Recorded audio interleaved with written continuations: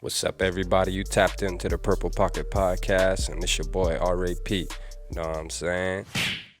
Okay, let's get into, Lewis Cine and Kyle Hamilton, and let's try to figure out the reasoning behind, moving from pick 12 back to 32 because Lewis Cine seemed like a better option for the Minnesota Vikings. Let's try to figure out, what Kwesi was thinking at the time. Kwesi and his staff, because I know it's not just Kwesi, and we're not putting the blame just on him, because obviously, he's big on collaboration. So obviously everybody came together to make this pick. To make this pick seem like, to make Lewis seem like it was a better option. He obviously has higher upside than Kyle Hamilton. All right, because that has to be the case, right? Because there can't be no other case being that, we could have got Hamilton and Booth. Instead, we got Cine and Booth. All right. So, let's look at this. All right. So Kyle Hamilton had 138 tackles in his college career, right? That's total. That's him being, freshman, sophomore, junior year, because obviously he only played to his junior year, right? All right. He also had 8 interceptions. 8 interceptions. He had 7.5 tackles for loss. Right. All right. So we know he didn't have any forced fumbles. All right. So now Lewis Cine had 144 total tackles. All right. That's him freshman, sophomore, junior year. All right. He had 2 interceptions. OK, he had 3.5 tackles for loss. Right. So as we compare those, let's kind of see.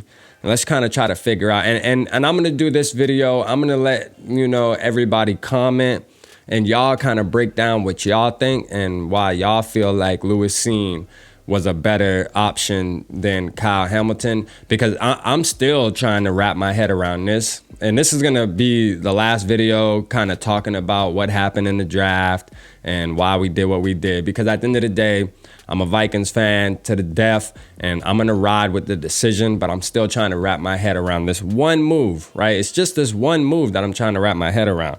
The other one, we went to sleep on it. It's fine. We dealt with it, but I'm just want to wrap my head around this one move because, I sit back and I'm going to drop the films, down in the description for both players. And y'all can also look at those as well to kind of help y'all give me the answer on why, right? But, it's just, I'm looking at the stats and it's kind of just hard to see. If they were strictly looking at, stats and production on the field, it's kind of hard to, fathom that they went with Lewis Cine over Kyle Hamilton. Kyle Hamilton just seemed, first of all, 8 to 2 interceptions, that's a lot. You know what I mean? That's a big difference. Is it because maybe, Cine's playing in a better conference and they don't throw as much interceptions because, the quarterback talent's a little better? That might be the case. That might be the case. But at the end of the day, Notre Dame ain't no slouch either. They play some decent teams. So, and when you look at the film, and not film, but I'm going to just drop the highlights. Obviously, the highlights are going to show, just how they move, when they making their big plays and everything like that, and just how they react to plays. So it gives you an idea. But like I say, Kyle Hamilton to me, and people will tell you, I wasn't big on Kyle Hamilton at all anyways. But as the draft progressed and we got to pick 11, I knew Kyle Hamilton was coming to the Minnesota Vikings. It just had to happen.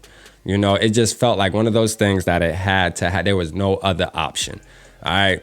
But, being that we traded back and we got Lewis Cine, like I say, I just want to understand, what made Lewis Cine a better option than Kyle Hamilton, because I feel like we could have got Booth at 46 as well. We could have picked Andrew Booth at 46. If not, there were some other cornerbacks there, like the guy from Auburn, and things that were kind of comparable to Booth, because Booth he's not like a standout type of corner where, he's one of a kind. Oh, you got to get him because he does this better than this and this and that. Because there's some guys that are like right in the same bucket as Booth that we could have got at 46. So, all I want to do is have the people tell me on the channel, man. Y'all make sure y'all subscribe to the channel as well. Leave your comments. Let me know like what y'all feel about Booth what y'all feel about Cine against Hamilton, and why was Cine a better option to dress in purple other than Kyle Hamilton? Even though he's dressing in purple, he's going to the Ravens, and hopefully we don't have to sit back and watch him just have this crazy career while Louis Cine just ends up being a special teams type player or something like that. But hey, only time can tell. At the end of the day, we're gonna see what time brings us. Hey, y'all let me know down in the comment section. Appreciate y'all tapping in. Holla at your boy.